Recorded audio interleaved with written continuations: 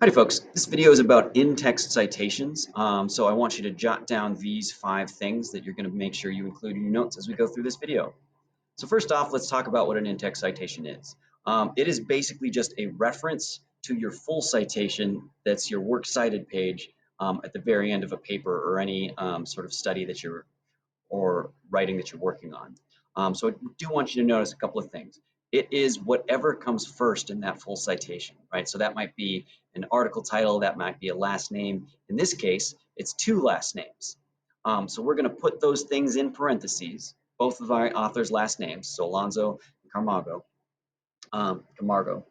And then I'm going to use page numbers if I have it, right? So most things that you find, you're not going to have page numbers because they're going to be websites, things that you find online, those don't really have page numbers. But I'll show you how this works. So as I am reading along, if I can find my sample paper, and I come across one of these in-text citations, parenthesis co. What that does is that shows me that I could scroll down into my works cited page and then find more information about that source, right? So anytime I see that, like a quotation and then the name Popham, I can scroll on down to my works cited page and I better have a Popham right here. So there's some different ways that we're going to do this. So if you have one author, all you have to do is list that author's name. If you have the page number, list that. And I want you to notice here that I didn't say Restad said direct quote and then Restad page number 9 again. Just because I've used this name of the author already in my sentence, I have thoroughly introduced him. I don't need to be redundant. If I have 2 authors, I'm just going to list both of their author's name. And notice here, there's no in-text citation at the end because, again, I've already thoroughly introduced my 2 authors. And then in this last one, this is if I have 3 authors.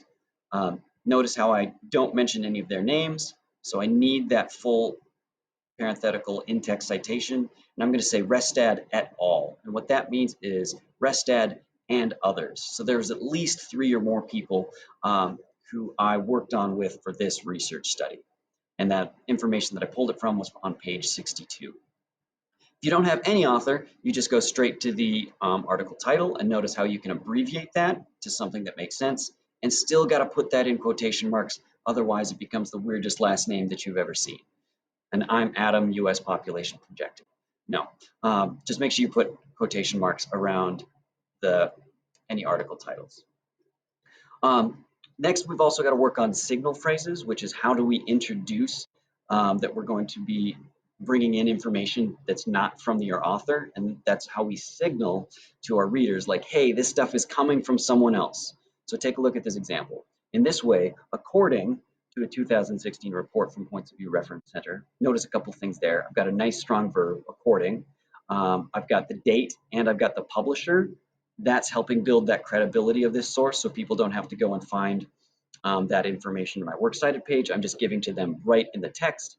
I've got my direct quote, and I've got my authors so they could go check out my source as well as the page number if they wanted to. Take a look at this one. Journalist Greg Popham explains. Again, nice strong verb and a direct quote. But this one doesn't have an in-text citation because I've already got our author's last name right here for Popham.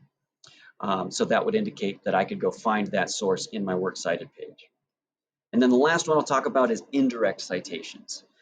So that's when you have someone who has said something, but they're not the author of wherever you read that. This happens all the time in magazine articles or news articles because journalists are going to go out, they're going to talk to authoritative people, right? They're going to talk to politicians, scientists, experts in their field, and then use their words to build information for the public to read. So in this case, I've got U.S. Education Secretary Arne Duncan recognizes.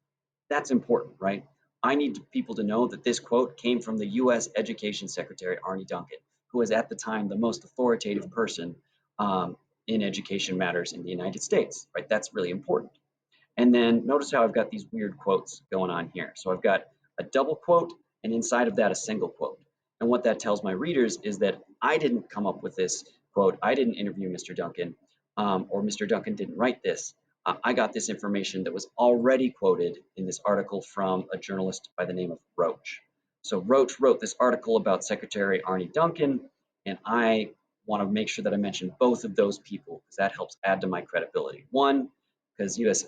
Education Secretary is an authoritative person. Want to make sure I mention that. Then two, I've also got to mention here's where I got that information. So I got it from the source with the name of the journalist Roach, not directly from Arnie Duncan.